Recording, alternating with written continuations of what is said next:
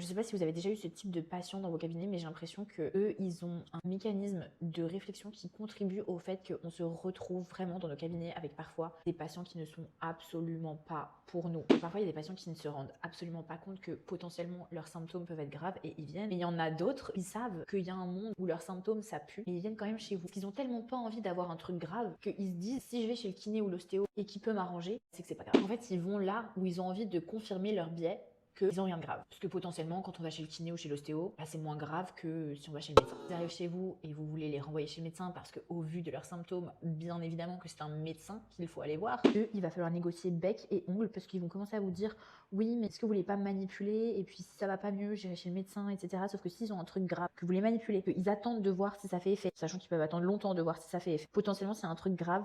Ils arrivent à des stades encore plus graves pour se prendre en charge et du coup ils ont encore moins de chances de s'en sortir, donc vous êtes clairement une perte de chance. Mais ces patients ils vont vraiment insister pour que vous leur fassiez perdre des chances. Faut pas lâcher. Mais il y en a, ils vous font de la rétention d'informations, c'est-à-dire qu'ils vous disent oui, j'ai mal au cou, j'ai mal à la tête, nanana. Ils vont pas vous dire j'ai vomi hier. Il faut aller à la pêche à toutes les informations. Donc ça, j'ai l'impression que c'est un genre de profil très traître, côté desquels il faut pas passer. Dites-moi si vous avez remarqué ça dans vos cabinets aussi.